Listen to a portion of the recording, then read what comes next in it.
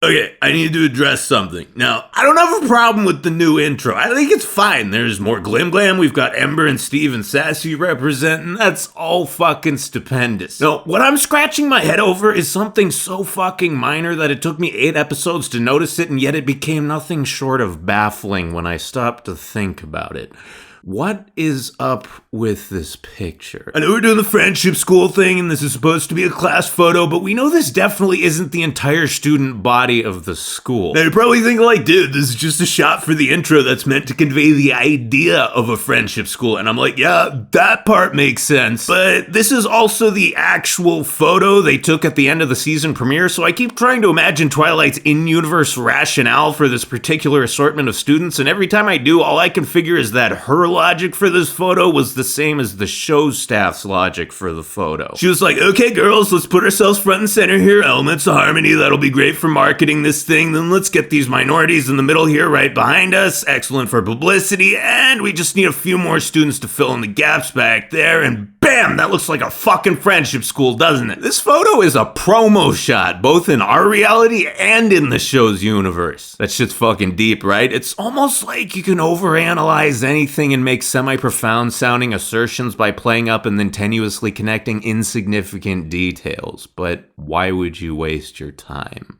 You can call them smells, but I call them essence.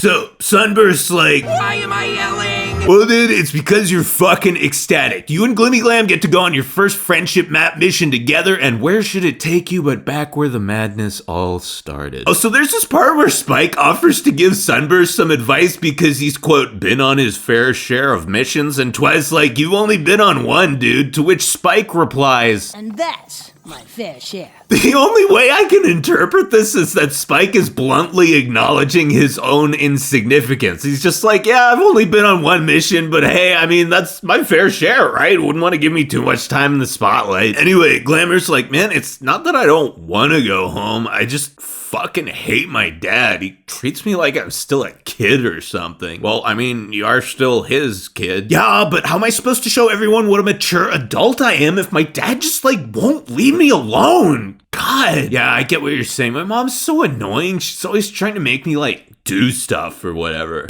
What a bitch. Oh my god, right? So they get back home and we meet Glim Dad. And the moment I saw him, I had 2 thoughts. First of all, he dresses snappy as fuck. And more importantly, now we know where Starlight gets her noticeably off-center hairline and concealing comb-over technique. Anyway, he's stoked to see his snuggy-wuggy, sugar-lumpy, pumpky-wumpky Glimmykins. But Glamour's like, oh my god, Dad, why do you have to be so embarrassing? I'm a big girl now. Oh my, who is this tasty little morsel right here? Hey Sunburst, you never told me you had a sister.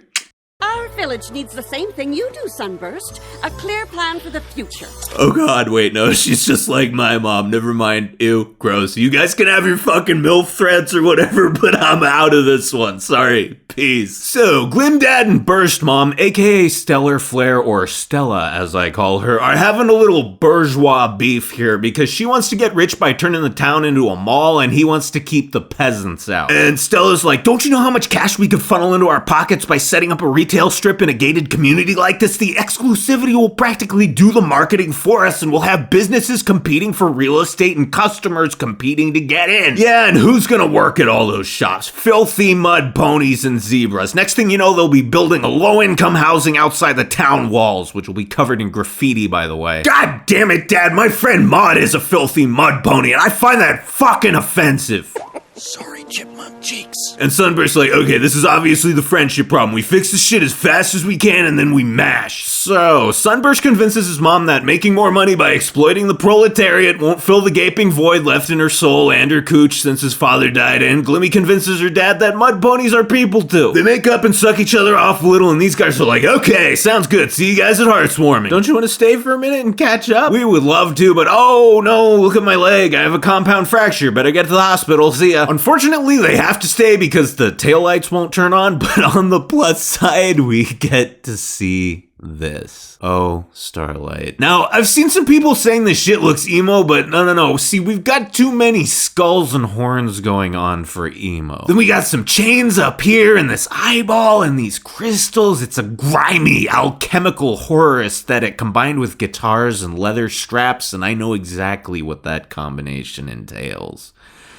You were slamming that black metal, weren't you, Glimmy? Oh, sure, if anyone brings it up now, you're like, yeah, I used to like that stuff back when I was a kid, but no, that was your shit back in the day. You were up there in your room after school in your leather boots and bands, face all painted up, screeching your lungs out and banging your head over those blast beats. You can't fucking lie to me, dude. You can fool everyone else, but I've been there and I can read this shit like a fucking book. Anyway, while Glimdad's trying to convince Starlight to wear the traditional garb of their people, Stellar Stella here takes her son to meet these chicks, and this one's like, oh, hello, Sunburst. We all think you're really cute and would love to date you, but we can't decide who gets to go first. Won't you help us? Mom, do you think I'm retarded? Well, you're 32 and you still haven't gotten your dick wet, so I figured it's a possibility. Sorry for trying to help. The only fucking I want right now is for you to fuck off. Then Sunburst realizes that this whole fucking mess with their parents is the friendship problem, and Glimglam's like, why couldn't we have been sent to stop a war or something? So, Starlight would rather there be some kind of massive international conflict full of bloodshed and death than deal with her own interpersonal problems. You know, I always hear people complaining about the ponies being out of character for whatever reason, and I always think it's bullshit, but I gotta say, this has to be one of the most in-character things I've ever heard. So, they try to talk about it, the kids end up throwing a fit, the parents turn up the guilt, and hooray, everyone's mad, and Glimmy's like, okay, so the problem is that we think our parents are annoying and they treat us like idiots. Yeah, pretty much. That's not a fucking friendship problem, that's just every parent-child relationship. Yeah, but the map says it is. Fuck the map! Not only did it make us do a 2-for-1, the second problem isn't even a problem, it's just part of life. Well, life does feel like one giant problem sometimes. Yeah, and there's an easy solution for it, but I'm not trying to go that far yet. I'm calling shenanigans, this is bullshit, and there's only one way to fight bullshit. So, they both go get their respective parents, and they're like, listen, if we don't come to some kind of resolution here, this mission's never gonna end. You don't want that, and we don't want that, so let's just do what we do at dinner parties and act like reasonable people. Sorry, we yelled at you guys. We just got carried away, and you are totally not smothering pains in the ass. Yes, and we're sorry for being so overbearing, and you are totally not difficult, ungrateful children. Fucking got it! Suck my dick, friendship map. Anyway, we're out. See you guys at Heartswarming. Don't expect gifts.